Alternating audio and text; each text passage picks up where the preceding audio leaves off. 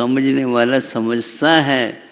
जो व्यक्ति पुण्य की निर्जरा की बात करता है वह न ही कुंद कुंद को जानता है, न ही समंत भद्र को जानता है, न ही पूज्य पाद को जानता है, न ही मूलाचार की बात समझता है और न ही रत्नगण श्रावकाचार्य की बात समझता। वह कोई भी कुंद कुंद साहित्य से छू तक नहीं सक रहा है। ये बताओ, आप पुण्य और पाप की दोनों की नजरा होते हैं तो कौन से कहाँ पर लिखा हुआ हमें बता दो। पुण्य की प्रकृति की निर्जरा की बात कौन से ग्रंथ में लिखा है हमें बता देना।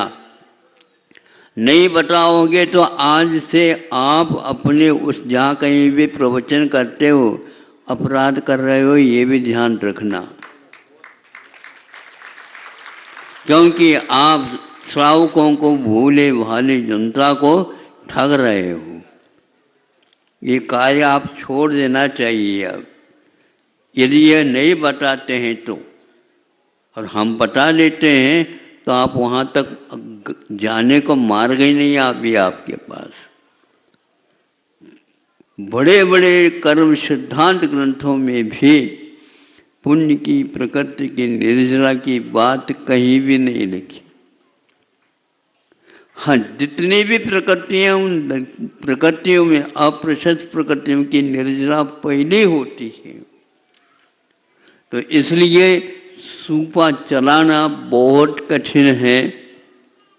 और वहाँ ग्रह घर में रखते हैं, वो ये काम करते रहते हैं। अगर आपके हाथ में एक बार दे दे तो जो योग्य है दाल ही फेंक देंगे और अंत में आपके हाथ में यही रहने वाला है। इसलिए सौंप दो उन्हीं को सूपा और भोजन के लिए तैयार हो जाओ।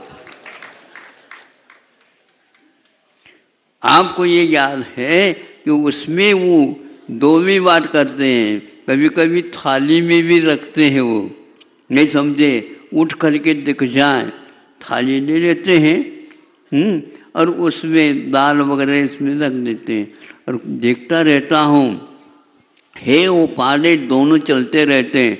जैसे चेस खेलते हैं ना, चेस क्या बोलते हैं, कैरम, कैरम तो कैरम खेलते ही करते रहते हैं। तो वहाँ उनका कार्य इतनी जल्दी जल्दी चलता रहता है। और दाल लेना हो तो, और ये कंकड़ को पीस में पहुंचा दो, इसको पहुंचाना नहीं। ये क्या है? ये अभ्यास प्रयोग है। एक भी भूल करके कंकर इधर आ नहीं सकता। उपादेय को उपादेय मानना और हे को फटकार लगाना, ये अच्छा कार्य है। नहीं समझे? इसमें यदि गड़बड़ी हो जाए तो फिर 32 दांत को आप कह दो, भैया आपका नंबर अब आ रहा है। कंकर क्या करेगा, तो तोड़ेगा ही, पक्का है। इसलिए आप यदि मात्र पाप को ही गिन रहे हो और पुण्य को खिसका रहे हो, पुण्य हो तो किसका हो, ये भी बात बताओ। पुण्य को निर्जरा करो, पुण्य हो तो निर्जरा करोगे, पाप है तो निर्जरा करो। पुण्य हो तो निर्जरा करो, पुण्य है ही नहीं। पुण्य जितने आप निर्जरा करेंगे उससे डबल चौगुना और पुण्य बढ़ेगा।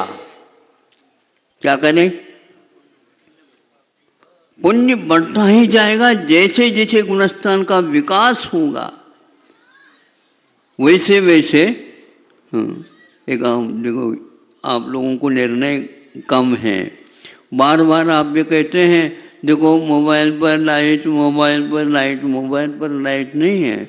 यहाँ पर चारों तरफ जो है कुछ गैलरी टाइप बनाए और वह स्टील के पट्टी रह गए, उसके ऊपर धूप गिर जाती है, नहीं समझे, और उसके ऊपर वो लाइट भी गिरती थी, वो सीधे सीधे हमारे आंखों की ओर आते हुए, तो हम ये समझते थे कि भैया वहाँ पर कौन लाइट मार रहा। वो लाइट नहीं थी, किंतु वह रिफ्लेक्शन हो करके इधर आती थी। इसी प्रकार पाप में से पुण्य रिफ्लेक्शन आकर के नहीं आने वाला है। हाँ, इसलिए पाप की पहचान पहले करो। जिसको फटकारना होता है उसके लिए भी अच्छे ढंग से पहचानो, फिर फटकार लगा दो। नहीं तो अच्छे कार्य करने वाले को आप फटकार दो तो गड़बड़ हो जाएगा। तो पुण्य क्या कर रहा है? आपकी रक्षा करता हुआ वो 14 गुण स्थान तक आपके साथ देगा और पाप को फटकार फटकार करके वह निकालता जाएगा। तो आपका कर्तव्य है वह कार्य करो जिसके द्वारा केवल पुण्य का ही अर्जन होता है।